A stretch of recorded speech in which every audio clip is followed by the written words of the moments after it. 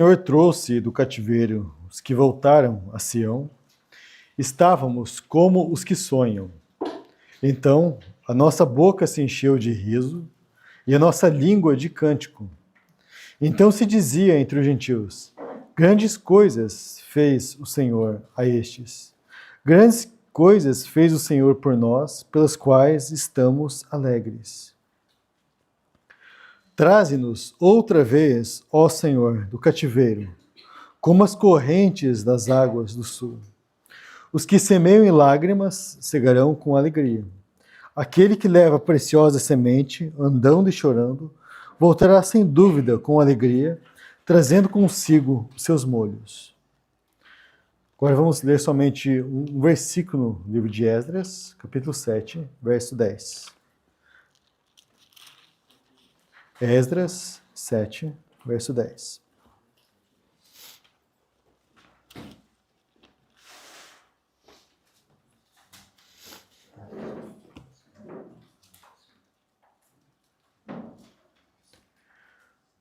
Porque Esdras tinha preparado o seu coração para buscar a lei do Senhor, para cumpri-la e para ensinar em Israel os seus estatutos e os seus juízos. Até aqui.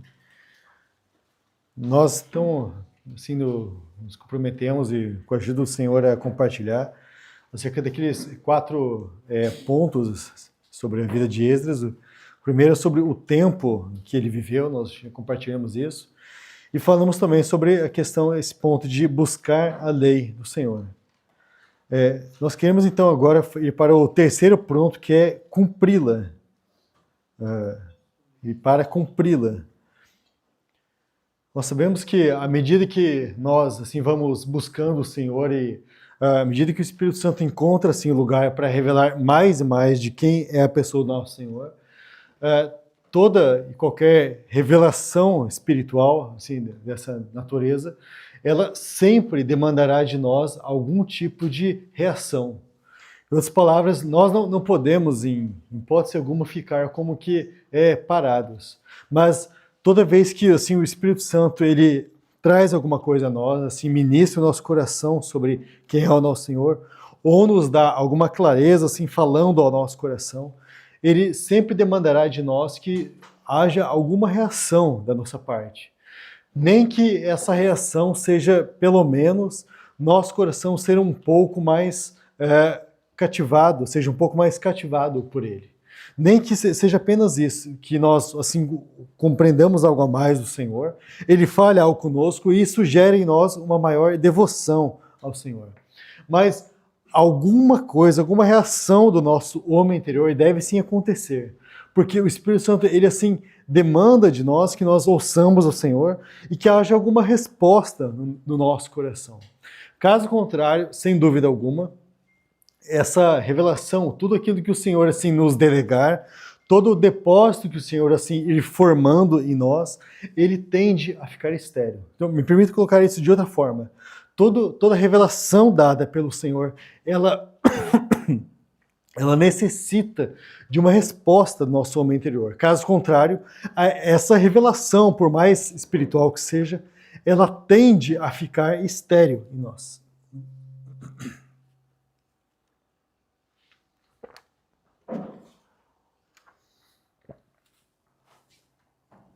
Então, o desejo do Senhor é que, de fato, nós respondamos a Ele. Agora, no caso de Esdras, nós sabemos que tudo aquilo que ele compreendeu da parte do Senhor com relação a quem era o Senhor, sobre de quem as Escrituras falavam, e sobre a proximidade da vinda do Messias, graças ao Senhor, isso não ficou estéril. Como nós sabemos disso? Porque ele tinha, de fato, esse desejo de cumprir a palavra do Senhor. E, em primeiro lugar, sim, isso aconteceu quando ele saiu da Babilônia e foi até Jerusalém. Dessa maneira, sim, a palavra do Senhor não ficou estéril nele. Porque, sim, lembre-se que Esdras não era o único mestre que havia na Babilônia. Certamente havia muitos outros mestres que também ensinavam a palavra de Deus. Agora, com eles assim tinham as suas compreensões, tinham as suas interpretações, mas você percebe que nenhuma delas levou muitos deles a essa decisão. Eu preciso ir embora daqui e preciso retornar para Jerusalém. A maior parte deles, assim, à medida que ia ficando mais intelectual, mais erudito, como que mais tinha convicção de que o seu lugar era na Babilônia. Por mais contraditório que isso possa parecer. Agora com Esdras, graças ao Senhor, não foi assim. Ele assim ouviu a palavra do Senhor, compreendeu, e ele teve como que uma convicção, ele foi quase que impelido a tomar essa decisão. Eu devo ir para Jerusalém. É como se a compreensão que ele teve do Senhor e acerca da palavra do Senhor não fosse mais condizente com morar na Babilônia. E isso sim é muito significativo, porque toda a revelação da parte do Senhor, todo conhecimento espiritual, como Paulo diz, nunca será condizente com o espírito da Babilônia. Agora você percebe como as coisas poderiam ser muito sutis. Esdras poderia ter falado assim, e certamente isso passou na mente de muitos homens. Eu conheço a palavra de Deus, eu tenho esse grande depósito, eu sou um mestre aqui na Babilônia, então por que eu não fico aqui? Afinal de contas, essas pessoas que estão aqui na Babilônia, esses judeus, também precisam da palavra de Deus, também precisam de um mestre, tanto quanto os que estão em Jerusalém. Então eu vou ficar aqui para ensinar esses homens.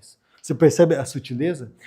No caso de Esdras, ele poderia ter ido além e dito assim, bom, eu posso aproveitar a minha influência sobre o rei Assuero, a minha influência aqui na corte e ficar aqui, afinal de contas, assim eu posso pregar a palavra para os gentios.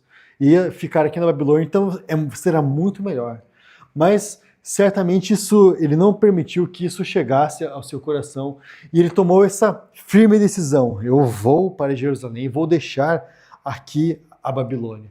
E sim, essa é uma prova de que toda essa revelação do Senhor, ela gerou algo no coração de Esdras, ela gerou uma reação no seu coração. E sim, irmãos, eu quero me deter nesse ponto entre Babilônia e Jerusalém, porque espiritualmente falando, a Babilônia sempre será um perigo para os filhos de Deus, para todo e qualquer filho de Deus, seja no âmbito individual quanto no âmbito coletivo. A Babilônia, ela sempre será como que um sistema que atrai e que seduz o povo de Deus, ainda que de maneira muito sutil, mas nós sempre corremos o risco de sermos de alguma forma engodados, atraídos e seduzidos pelo espírito da Babilônia.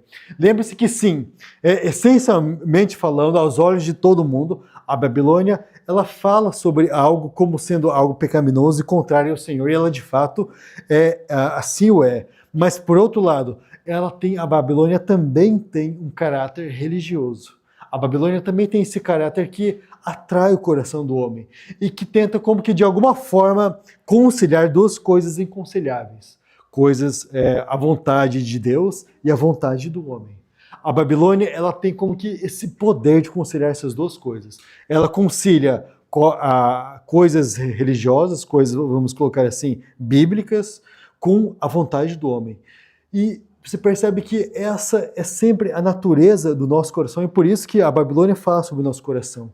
Nós sempre estamos, de alguma maneira, tentando falar, sim, o Senhor demanda isso de nós, mas e se eu fizer isso aqui? Então, assim, eu consigo conciliar o que o Senhor deseja e o que eu desejo. Assim, eu não deixo de fazer 100% a vontade do Senhor, mas também não deixo de fazer a minha vontade.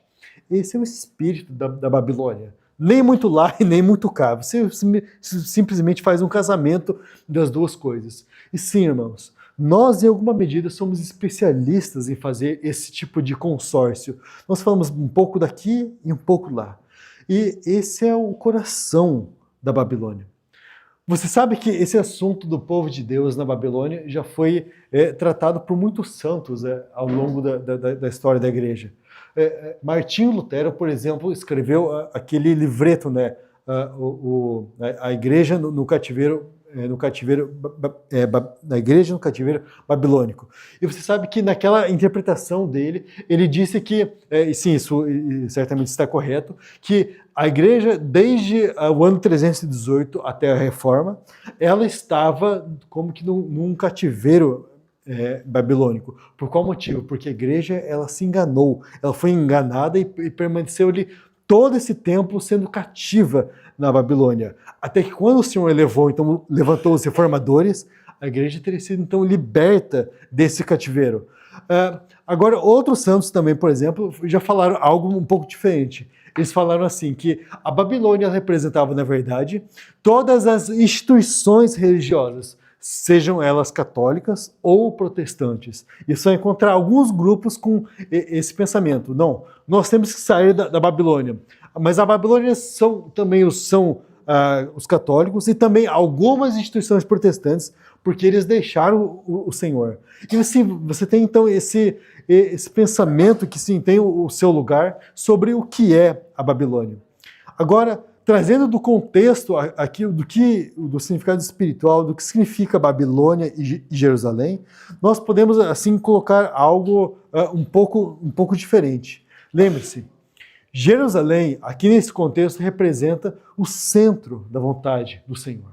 Jerusalém, então, é exatamente assim, onde o Senhor tem a sua vontade, onde o Senhor tem o seu desejo. Isso é Jerusalém. E nós sabemos, irmãos, que isso fala sobre a centralidade de Cristo.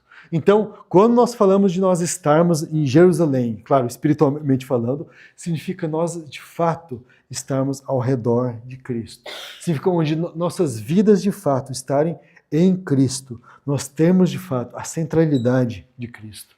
E uma das grandes consequências de nós termos a centralidade de Cristo, de nós de fato vivermos isso não ser somente uma bandeira como que nós levantamos dizendo que Cristo é o centro, mas é que se de fato Cristo é o centro das nossas vidas e das nossas assembleias, gradualmente falando, as nossas vidas e também a nossa comunhão uns com os outros, ela vai sendo colocada debaixo do senhorio de Cristo. Então, se de fato nós assim encabeçamos a Cristo, se de fato nós assim reconhecemos Ele como o nosso cabeça, a consequência será de que Ele se tornará verdadeiramente Senhor sobre todas as áreas da nossa vida. Lembre-se, por exemplo, eu não sei qual é o tempo de caminhada de alguns de vocês, mas se você tem alguns anos de caminhada, lembre-se, por exemplo, dos seus primeiros meses na fé. Certamente o Senhor ele foi aos poucos colocando em ordem várias coisas, vários assuntos, então desde assuntos sobre casamento, famílias e trabalho e assim por diante. Gradualmente as áreas da nossa vida elas vão sendo como que conquistadas pelo Senhor. E assim deve ser. À medida que o tempo passa, a nossa vida ela vai sendo cada vez mais como que colocada debaixo do senhorio de Cristo. De forma que se nós caminhamos cerca de 30, 40 anos com o Senhor, nós devemos ter muita coisa na nossa vida sendo colocada debaixo do senhorio de Cristo. Irmãos, isso, essencialmente falando, vai durar até o nosso último dia sobre essa terra, porque nós somos duros no nosso coração. E o Senhor precisa, então, assim, através do Espírito Santo, ir como que cada vez mais nos conquistando, operando em nós, até que toda a nossa vida, todo o nosso ser esteja debaixo do senhorio de Cristo. Isso é Jerusalém, o centro da vontade do Senhor. Então, se nós estamos em Jerusalém, essa deve ser a nossa realidade. Ainda que isso, claro, isso aconteça de uma maneira progressiva. Lembra, por exemplo, de Provérbios 4,18, né? A vereda dos justos é como a luz da aurora que vai brilhando mais e mais até esse dia perfeito. Nós estamos a caminho de lá, irmãos. Nós ainda não chegamos lá, mas com a graça do Senhor, o Senhor vai ainda fazendo isso na nossa vida. Mas lembre-se, estar em Jerusalém é estar exatamente debaixo dessa condição, no centro da vontade do Senhor. Agora, por outro lado, se nós estamos na Babilônia, significa que nós estamos fazendo parte daquele consórcio, onde nós tentamos como que combinar as coisas espirituais e a nossa vontade. Isso é a vida da Babilônia. É nós simplesmente assim tentarmos dar algum jeito.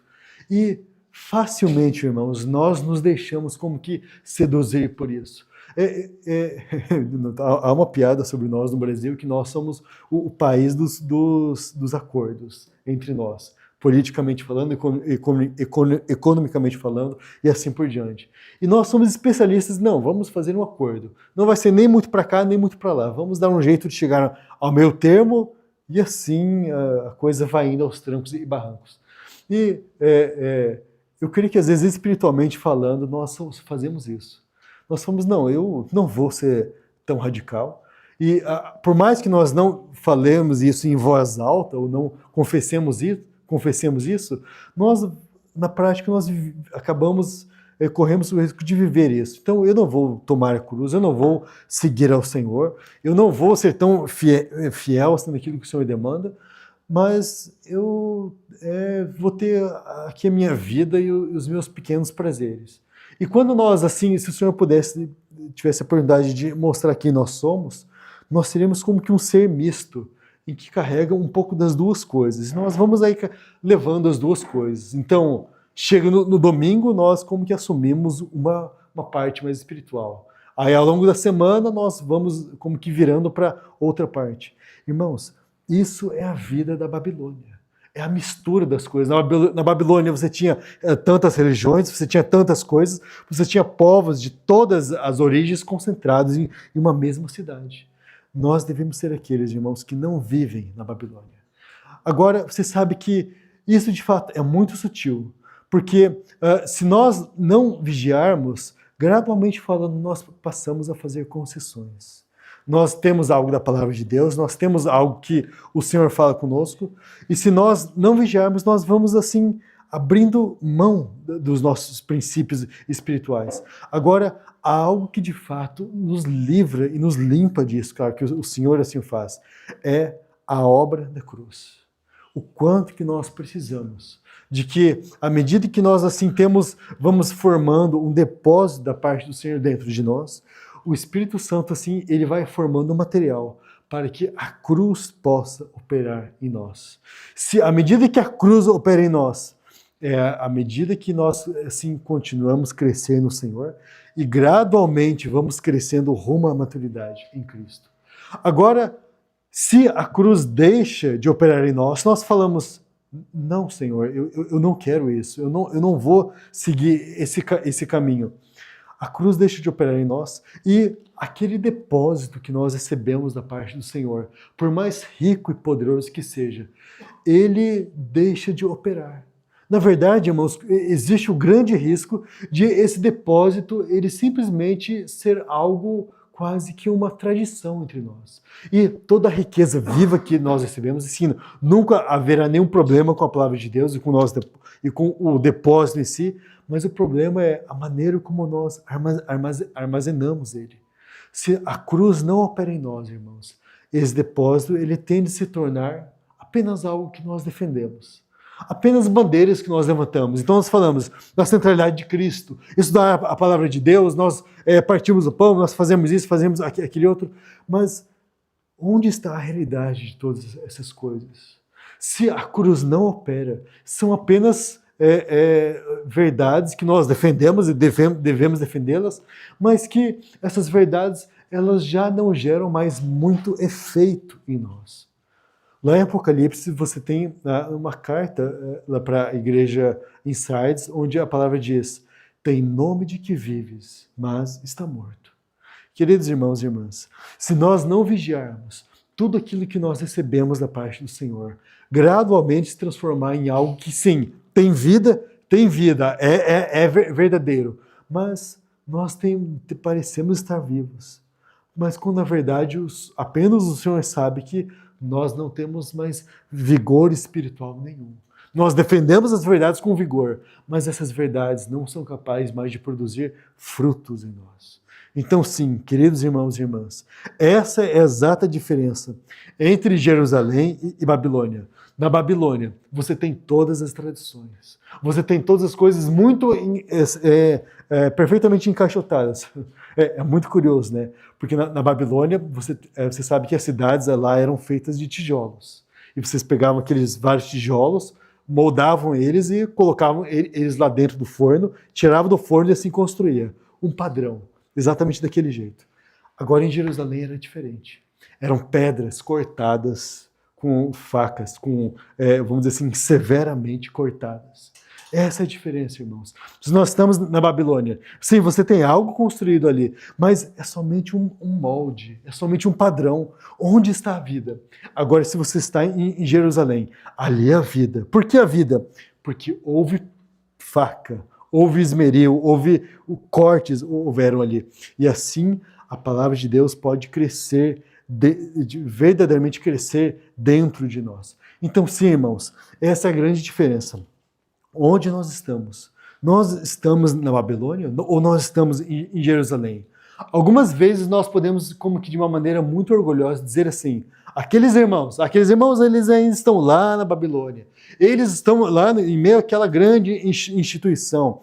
Eles têm os seus costumes, eles têm as suas tradições. E nós, às vezes, podemos pensar assim, não, nós temos a verdade. Nós conhecemos a palavra de Deus. Nós temos a realidade. Nós, de fato, estamos no centro da vontade de Deus. Nós conhecemos as verdades sobre a centralidade de Cristo. Mas, irmãos, será que essas verdades, de fato, ainda são vida para nós? Ou são somente outras tradições? Se nós não vigiarmos gradualmente, todo o tesouro que nós temos, ele pode ser roubado. Todo o tesouro que nós temos, ele pode se transformar apenas em meros tijolos. Quando, na realidade, a vontade do Senhor é uma palavra sempre vívida dentro de nós. Uma palavra onde o Senhor pode operar ela e ela pode realmente frutificar, como diz lá em Mateus 13, dos frutos 100 e outro 60, obrigado, e assim por diante. Então, sim, irmãos, esse é o desejo do Senhor para nós. Agora, se nós não seguimos ao Senhor, se nós não tomamos a nossa cruz, nós começamos a perder as coisas. É muito curioso você olhar, por exemplo, a própria história do tesouro do templo. Você sabe que aquele foi um tesouro que, sim, o Davi ajudou a acumular aquele tesouro. Salomão depois fez um grande acréscimo e aquele tesouro foi crescendo. E sim, esse tesouro fala sobre riqueza espiritual. Mas se você for olhando a história dos reis de Israel, à medida que se levantavam reis ímpios, contrários à vontade do Senhor, que faziam o que era mal aos olhos do Senhor, você percebe que aquele tesouro ele ia sendo espalhado e distribuído. Então, uma nação chegava, os assírios, ou Assíria, ou alguém, enfim, ou os egípcios chegavam, batiam na porta de Jerusalém, e os reis saíam e entregavam parte desse tesouro. De forma que, quando você chega lá, nos últimos dias do povo de Judá, você percebe que todo o ouro foi roubado deles. Eles perderam tudo. De forma que quando os judeus retornaram no tempo de Zorobabel, precisou haver aquela grande oferta para eles reaverem aquele depósito. Porque todo o ouro dos dias de Davi tinha se perdido. Algumas coisas Nabucodonosor tinha guardado, eles reaveram. Mas boa parte foi embora. Sabe, irmãos? Quando nós não somos fiéis ao Senhor, quando nós não, de fato, vigiamos, existe o grande risco da riqueza que nós temos, ela simplesmente vai embora. E nós permanecemos lá com os grandes depósitos, falando, olha, nós temos grande riqueza aqui. Mas onde está a vida, irmãos? Onde está o poder da palavra de Deus? De fato, as nossas vidas estão debaixo do senhorio de Cristo? Verdadeiramente nós temos retido o cabeça? Ou isso são apenas verdades tradicionais e palavras que nós nos acostumamos? Não, irmãos. Nós assim devemos aprender o significado do que é nós cumprirmos a lei do Senhor. É de fato nós estarmos em Jerusalém. Mas lembre-se, uma vez que você está em Jerusalém, uma vez que de fato você está no centro da vontade do Senhor, você deve aprender a vigiar aquilo que você tem. Porque facilmente, irmãos, nós nos acomodamos. Facilmente nós pegamos aquilo que nós recebemos e falamos assim, sim, isso é muito belo, mas vamos agora, está na hora de eu fazer um pouco a minha vontade agora, eu tenho a minha interpretação sobre as coisas, eu tenho o meu jeito, e facilmente, irmãos, todo o vigor espiritual que nós um dia podíamos ter tido vai embora.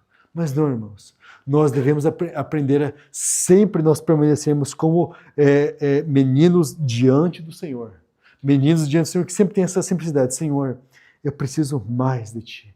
Eu quero mais do Senhor. Agora, se nós deixamos ou evitamos que a cruz opere dentro de nós, nós simplesmente estaremos fadados a perder toda a riqueza. Agora, se a cruz continua a operar em nós, a verdade, irmãos, é que nós podemos ganhar muito mais riqueza diante do Senhor. Lembra, por exemplo, daqueles santos que foram verdadeiramente perseguidos. A cruz operou neles de uma maneira muito visceral. Eles pagaram com a própria vida, mas você deve reconhecer que eles tinham grandes riquezas espirituais. Estude a história da igreja. Todos aqueles santos que de fato pagaram um alto preço nas suas vidas, tanto de negar a si mesmos quanto até mesmo de perseguição. Eles podiam ter as maiores dificuldades em termos materiais, mas espiritualmente falando, eles eram muito ricos no Senhor. Irmãos, que o Senhor nos livre de a liberdade que nós temos no nosso país e no nosso tempo, nos tornar como que letárgicos. Como dizendo assim, bom, nós temos grandes estruturas, nós temos muitas coisas aqui à nossa disposição, mas espiritualmente falando nós somos fracos. Não, irmãos, o desejo do Senhor é que estar em Jerusalém signifique, de fato, nós termos riqueza.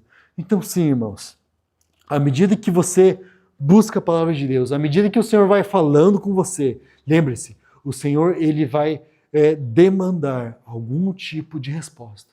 Às vezes o Senhor ele vai te dar alguma coisa para que ele vai de fato provar essa palavra que ele te deu. Vamos supor que o Senhor fale com você algo sobre amor ao próximo. De alguma maneira, irmãos, o Senhor ele vai testar essa palavra, ele vai purificar essa palavra. Agora, se nós não somos aprovados dessa forma, significa que a palavra que nós recebemos, ela está em perigo. Então, sim, nós devemos aprender como ser aprovados diante do Senhor, como zelar diante do Senhor. Essa é a diferença entre nós estarmos em Jerusalém ou estarmos na Babilônia.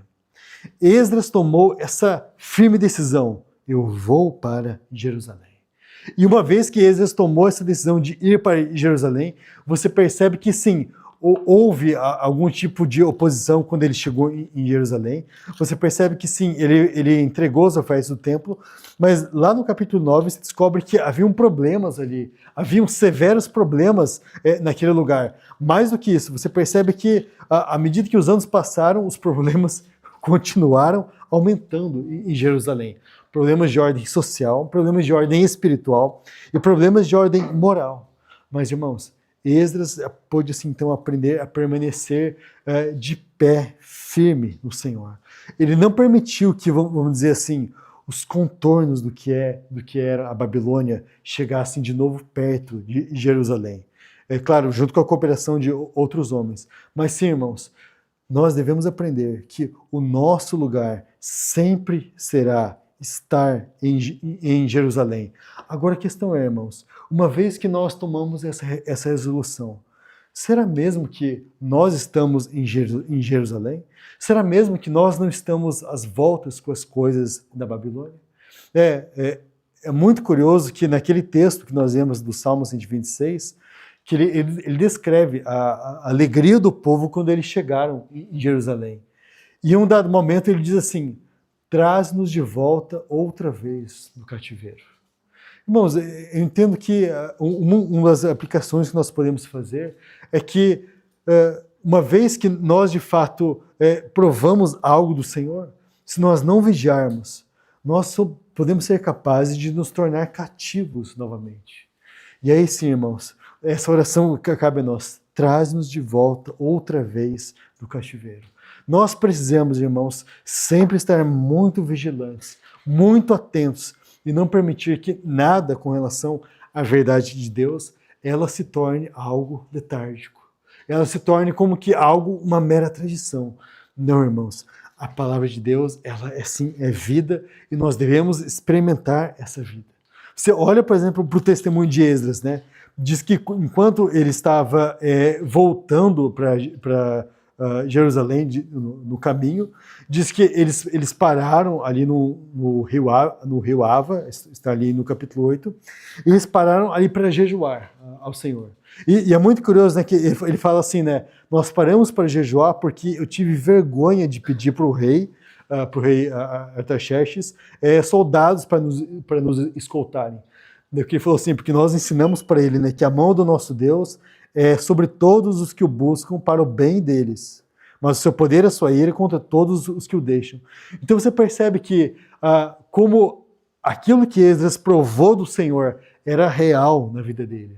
Ele poderia ter falado assim, sim, Artaxerxes, nós vamos para Jerusalém, mas eu preciso de soldados, porque o caminho é muito perigoso.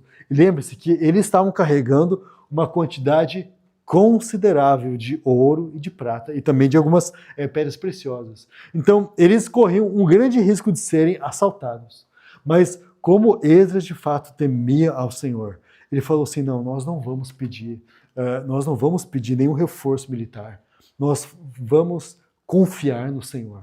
E eles pararam, oraram ao Senhor, e eles foram são e salvos até Jerusalém. Irmãos, o que é isso? Isso é o coração de um homem que de fato buscou o Senhor, ouviu o Senhor e que cria na palavra de Deus e que vivia a palavra de Deus. Eles não era alguém que simplesmente tinha um conhecimento externo da palavra de Deus, que ele falava assim, sim, eu sou um mestre na palavra de Deus, mas eu preciso aqui agora dos guardas persas para nos guardarem. Não, irmãos, ele de fato vivia isso intensamente. E você percebe que, ainda que ele viveu um tempo na Babilônia, ele já estava com seu coração vivendo em Jerusalém. Então, sim, irmãos, a vida de Cristo é exatamente assim. Não é algo que simplesmente nós falamos assim, não, eu sou um cristão tal, mas na hora em que, diante de uma provação, na hora de uma dificuldade, eu dou o meu jeito aqui. Não, irmãos. Nós recebemos a nova vida. E nós podemos ter um grande depósito diante do Senhor, para que quando nós formos assim provados, quando chegar o dia das pequenas coisas, nós possamos verdadeiramente expressar a vida de Cristo com todo o seu poder e com toda a sua abundância. Essa é a diferença, irmãos, entre você estar na Babilônia e você estar em Jerusalém. Novamente, correndo o risco de ser repetitivo, em Jerusalém, a vida verdadeiramente. Você percebe de fato que as coisas acontecem ali. Na Babilônia é somente um molde, é somente um padrão de coisas que acontece sem nenhuma vida. Então, sim, irmãos, nós carecemos que nós assim cumpramos a palavra do Senhor. Deixemos todo o embaraço da Babilônia, todo o embaraço de qualquer sistema e nos voltemos para a realidade que existe em Cristo, na sua centralidade. Podemos ir então para o último tópico, antes de nós finalizarmos, que eu creio que está conectado com o que nós assim estamos falando. Fala sobre ensinar em Israel.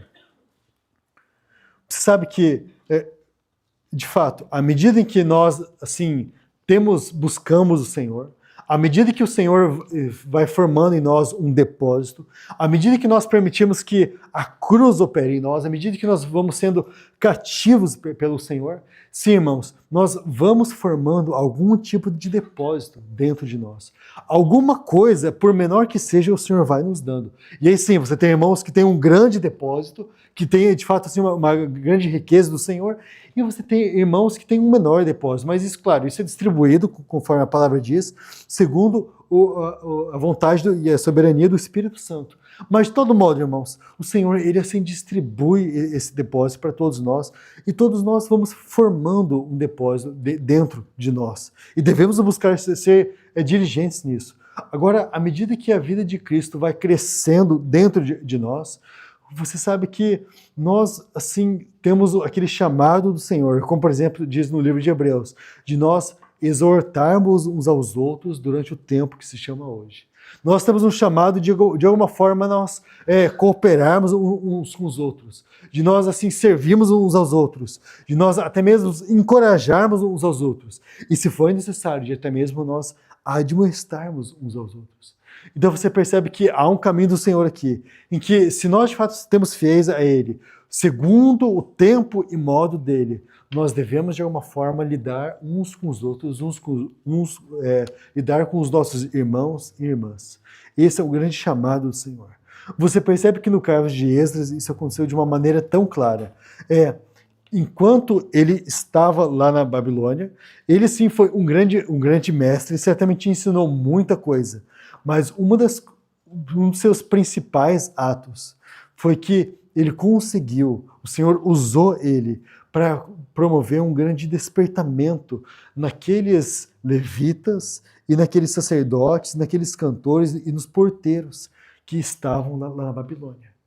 Foi então através da pregação de Esdras que aqueles homens eles foram de alguma forma despertados. Lembre-se, irmãos, aqueles homens, boa parte deles, estavam adormecidos, estavam completamente letárgicos, vivendo aquela vida na Babilônia.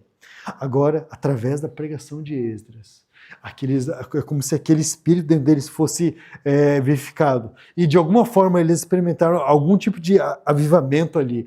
O Senhor falou com eles. E de forma que quando Esdras disse assim, eu vou para Jerusalém, eles se levantaram e falaram assim, nós também vamos. E você percebe que ele inclusive chegou a mandar cartas para outras pessoas para que assim mais levitas e sacerdotes se juntassem a eles. Irmãos, o que é isso? Isso é o coração de um homem que de fato falava assim, para que o testemunho do Senhor seja reestabelecido, para que o Senhor de fato possa voltar. Não é necessário que apenas eu seja fiel ao Senhor. O Senhor precisa do seu testemunho corporativo, do seu testemunho coletivo, para que o Senhor possa assim voltar. E sim, irmãos, o quanto que nós carecemos, termos esse coração entre nós. Você pode sim buscar ao Senhor na sua casa. Você pode, assim, ser fiel ao Senhor. Mas se você de fato tem buscado ao Senhor, gradualmente, o Senhor ele vai como que gerar um desejo no seu coração de que os seus irmãos e irmãs também sejam ajudados. O Senhor ele vai como que dar um peso para você, para que o testemunho do Senhor de uma maneira corporativa seja estabelecido. Às vezes fala assim, não, eu não tenho muito o que fazer, eu não posso falar com muitas pessoas. Mas lembre-se, irmãos, você pode muito bem dobrar os seus joelhos e interceder pela casa do Senhor, interceder pelo testemunho do Senhor. Se você buscar ao Senhor, certamente, aos poucos, o Senhor ele vai como que mostrar para você algumas necessidades da casa de Deus. E vai falar assim, agora você deve orar sobre isso. E sim, irmãos, aí nós devemos orar ao Senhor. Orar para que o Senhor restaure o seu testemunho nessa terra. Orar para que o Senhor levante servos que sejam fiéis a Ele. Orar para que o Senhor guarde aqueles que já estão servindo. E assim, irmãos, nós vamos aprendendo que o testemunho do Senhor ele é forjado através de uma vida de oração diante do Senhor.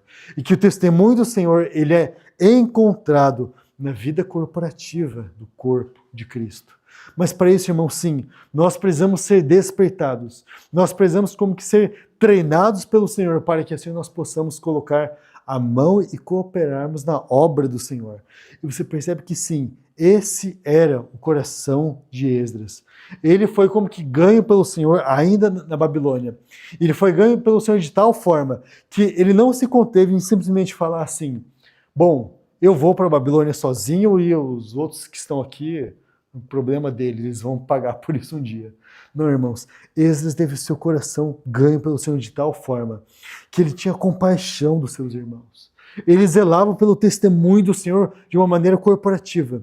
E então ele pôde pregar aos seus irmãos e assim ele pôde levar vários e vários judeus junto com ele. É verdade, não foram as mesmas 50 mil pessoas que voltaram como nos dias de Zorobabel. Foi um número muito menor. Mas, irmãos, para Esdras não importava. Ele estava sendo fiel ao Senhor. Ele falou assim, bom, contanto que tenha homens que vão para lá, nós vamos para lá juntos e nós vamos servir ao Senhor lá em Jerusalém.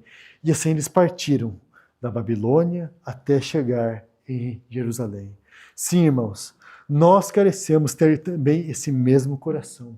Esse coração onde nós olhamos uns para os outros e nós zelamos uns pelos outros. Não assim, olha, bom, eu estou sendo fiel ao Senhor aqui, e o meu irmão, os outros irmãos, bom, isso é algo que eles vão responder. E verdade, cada um de nós dará conta diante do Senhor por aquilo que fez, independente de qualquer coisa.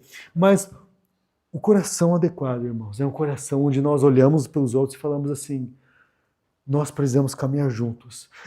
Quando nós temos de fato, como nós já temos compartilhado em outros contextos, onde nós temos de fato dores de parto, esse anseio para que Cristo seja formado em nós. Se nós de fato temos conhecido algo da parte do Senhor, se nós temos sido fiéis a essa visão que temos recebido, nós passamos a ter um zelo falando assim, é necessário que Cristo cresça na vida de meus irmãos. Sim, nós não podemos carregar uns aos outros literalmente. Nós não podemos forçar uns aos outros. Mas, irmãos, nós devemos ter um coração que de fato se importa e que ama uns aos outros. Não um coração que é simplesmente condescendente com os erros, mas um coração que olha e fala assim, o meu irmão, ele precisa de fato de ajuda, ele precisa caminhar no Senhor. E assim nós aprendemos o significado do que é nós carregarmos o peso uns dos outros. Não carregarmos os outros literalmente, mas segundo a vontade do Senhor, segundo a lei de Cristo. Nós somos assim fiéis ao Senhor em atentarmos para cargas uns dos outros. Sim, irmãos, essa foi a experiência de Esdras. E uma vez que sim, eles chegaram em Jerusalém, eles levaram então todas as ofertas que eles haviam carregado e o templo ele foi embelezado. Aqui nós podemos fazer uma pequena pausa.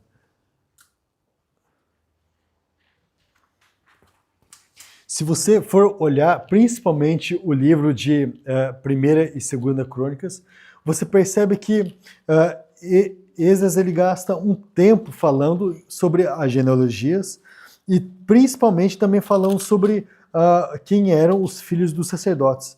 E não somente isso, mas à medida que você vai lendo o livro de 1ª Crônicas, você percebe que o acréscimo que diz na história de Davi são vários capítulos sobre a divisão dos sacerdotes, lá no capítulo 23, 24 e 25, sobre a função dos cantores, e ele descreve com um grau de minúcias muito grande o que era cada uma daquelas funções e quem deveria ter aquela função.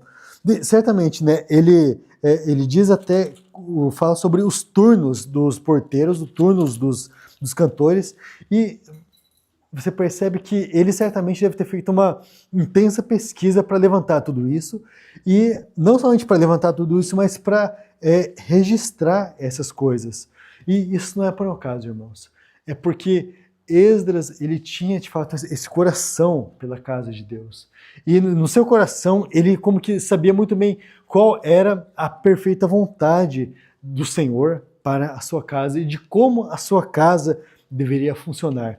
Então é por isso, irmãos, que ele foi tão zeloso em registrar, por exemplo, assim, as horas em que cada um dos porteiros deveria estar e quem deveria estar. Isso está lá no capítulo 25 de 1ª Crônicas. Então ele foi muito meticuloso. Quem deveria guardar os tesouros e todas as divisões. Porque ele compreendeu que o Senhor tinha uma perfeita vontade para a sua casa. E quando ele compreendeu que o Senhor tinha uma vontade perfeita, muito exata, ele como que fez questão de registrar isso.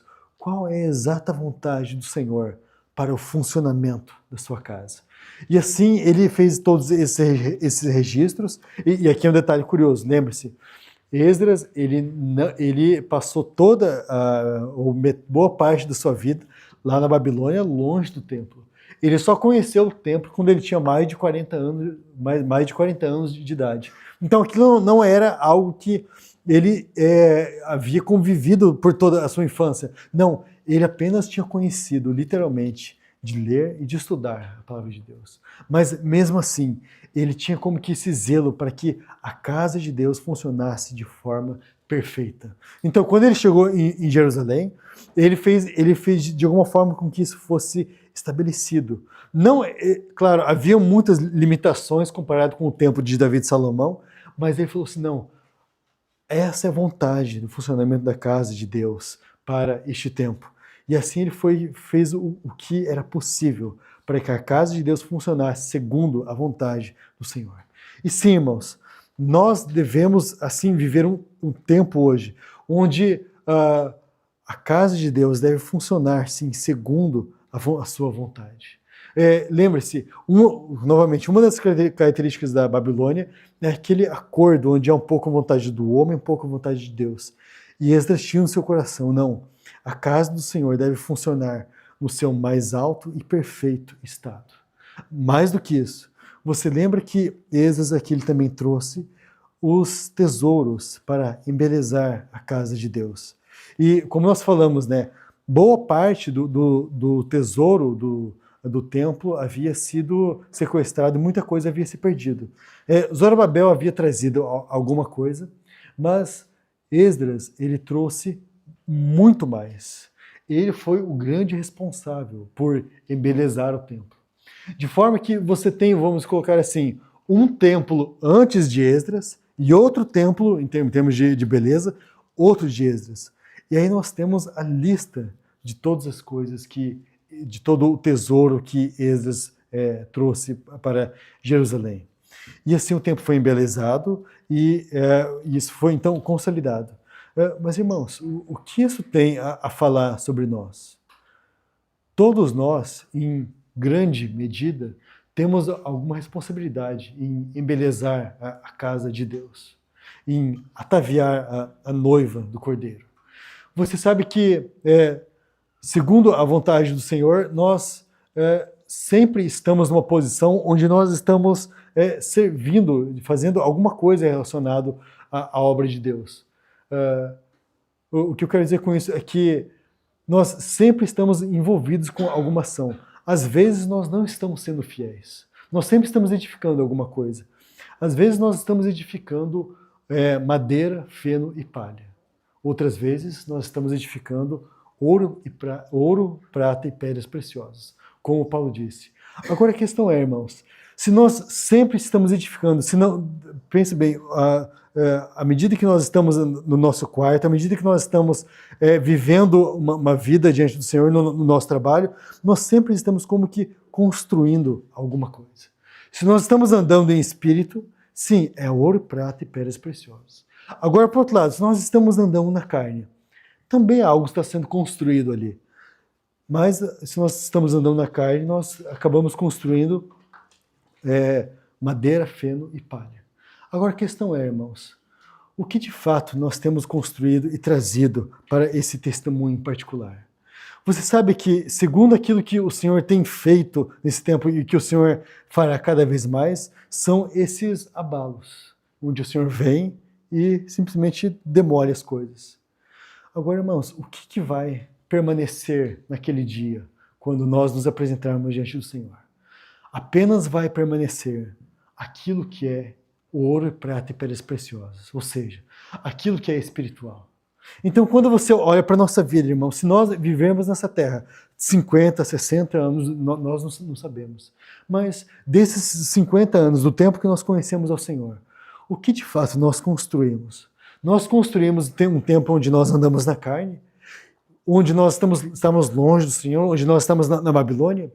Isso significa, irmãos, que haverá muita madeira, feno e palha. Isso não vai permanecer em pé diante do Senhor.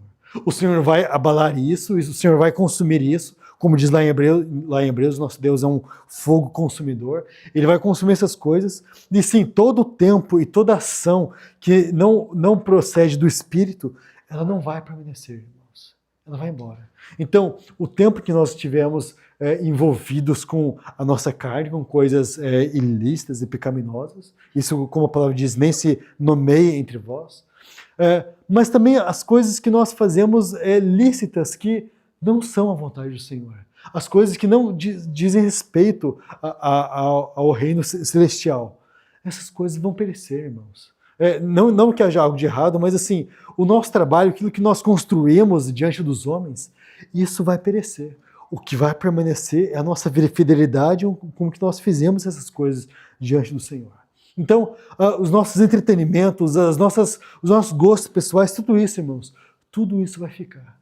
O tempo que nós vivemos aqui envolvidos com nós mesmos, com o nosso conforto, com os nossos próprios prazeres, tudo isso vai ficar, irmãos. A única coisa que vai permanecer é aquilo que procede do Espírito. Ouro e prata e pedras preciosas.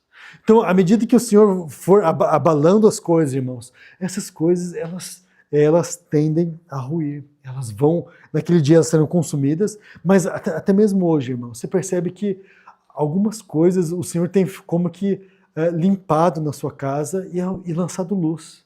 Como dizendo, esse não é o caminho, nós não podemos nos comportar assim. Isso é o Senhor abalando, irmãos. Agora, o problema é se nós não ouvirmos o que o Senhor tem abalado, e se nós, ao invés, enquanto o Senhor tem condenado algumas coisas, nós nos abraçarmos a uma pilha de madeira, feno de palha, e falarmos, não, Senhor, isso aqui o Senhor não pode abalar. E como que abraçando aquilo que o Senhor já condenou. Não, irmãos, nós devemos ser aqueles que, como o nosso Senhor ensinou, que ajuntam tesouros nos céus, onde a prata, onde a traça não corrói, e a ferrugem não corrói. Sim, mas nós devemos ser aqueles que acumulam esse testemunho diante do Senhor, que constroem com ouro, prata e pedras preciosas. Porque naquele dia, irmãos, isso não será abalado. Naquele dia, isso permanecerá de pé. Sim, irmãos, o Senhor está derrubando todas as coisas para apenas aquilo que é eterno permaneça. Apenas aquilo que é espiritual, apenas aquilo que é celestial, apenas aquilo que é de Cristo permaneça. Esse foi o testemunho de Esdras. Ele sim deixou todas as coisas que eram da Babilônia, tudo aquilo que era perecível, tudo aquilo que era de tijolo para trás, para construir e ornar a casa de Deus com aquilo que é eterno, aquilo que era assim celestial. Irmãos, se essa é a verdade, se Deus está abalando todas as coisas para que somente aquilo que é espiritual permaneça, isso deveria por si só pautar a nossa vida e quem nós somos, na verdade. Se você pensa assim, lá naquele dia tudo vai ruir, irmãos, como nos convém ser nesses últimos tempos? Nós devemos ser aqueles que edificam apenas com ouro, prata e pedras preciosas. E como nós devemos fazer isso, irmãos? Nós devemos fazer isso também ataviando a noiva do Cordeiro. E como nós fazemos isso, irmãos, mais uma vez? Ora, se você tem um depósito da palavra de Deus dentro de você, se a cruz operou dentro de você, se você tem um coração disposto e você deseja que o Senhor volte para o testemunho, se você deseja que o testemunho do Senhor seja estabelecido para que o Senhor volte, você então pode pegar do seu depósito e ir lá e ataviar a noiva do Senhor.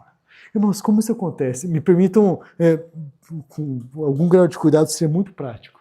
Se você tem algo do Senhor, irmãos, você pode ir até o seu irmão. Você não precisa vir até aqui à frente, numa conferência como essa. Você pode entregar uma palavra para o seu irmão. Você pode procurar o seu irmão e falar, irmão, sabe, o Senhor tem falado uma coisa comigo, sem você tentar assim, ser muito profundo, mas seja simples, mas seja real no Senhor. Fale, irmão, o Senhor tem me falado isso. Olha só esse texto, irmão, eu nunca tinha percebido isso. Olha só esse salmo aqui, o Senhor é meu pastor, nada me faltará. Muito simples. Até muitas crianças conhecem esse versículo. Mas se for algo espiritual, lembre-se, você estará ataviando a noiva do Cordeiro para aquele dia, edificando com ouro, prata e pedras preciosas. Então, sim, irmãos, aos poucos você percebe quem somos nós. Nós somos aqueles que são chamados, como Esdras, para embelezar a casa do Senhor.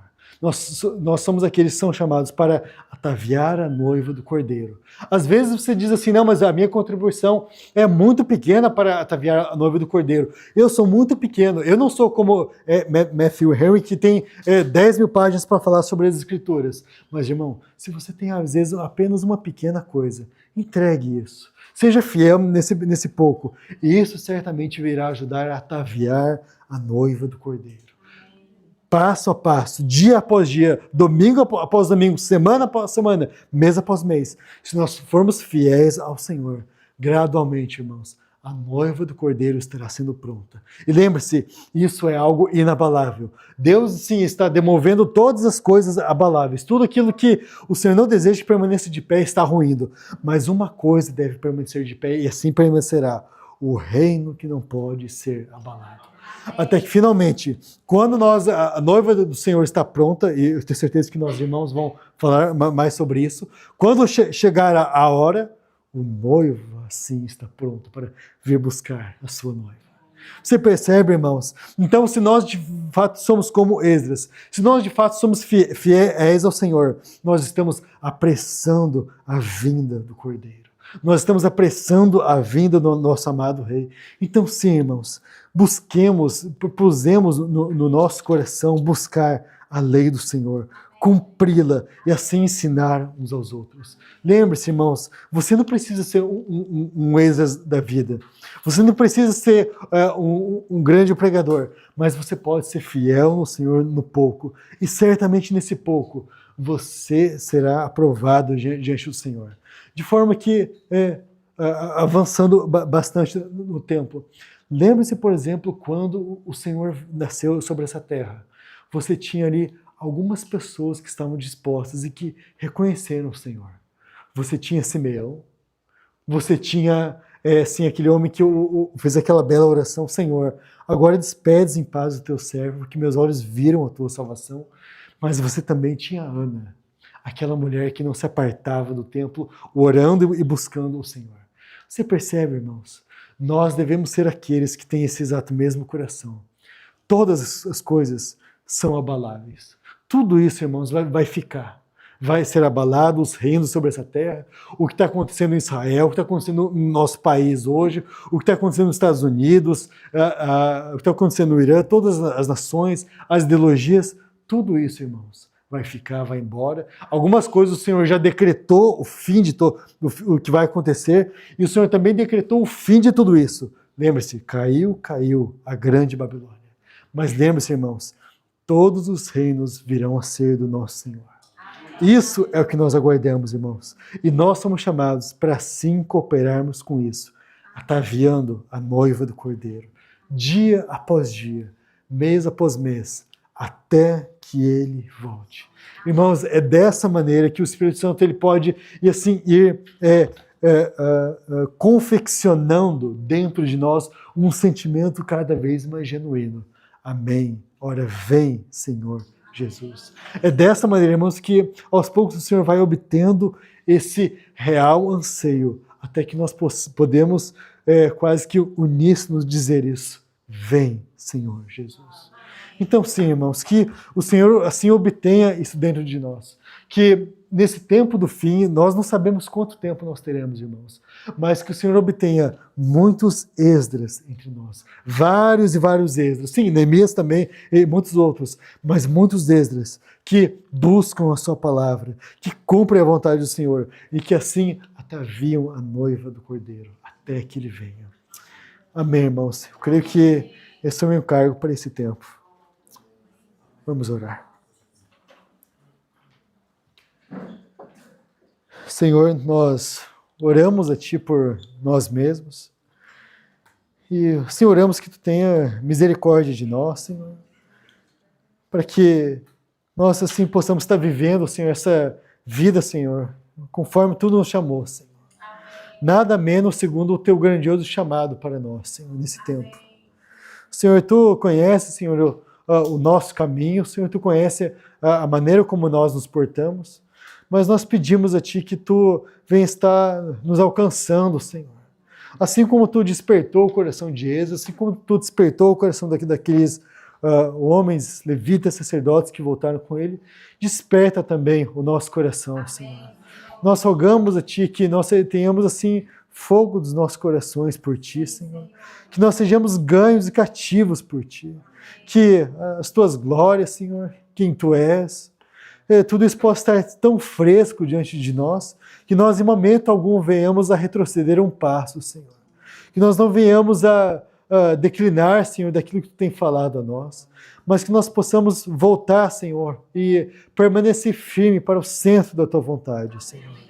Nós rogamos a Ti, Senhor, que assim nesse tempo nós possamos ser aqueles que são achados, encontrados, fiéis a Ti, Senhor, esperando a Tua volta, Senhor. Nós rogamos a Ti em Teu precioso nome, Senhor. Amém.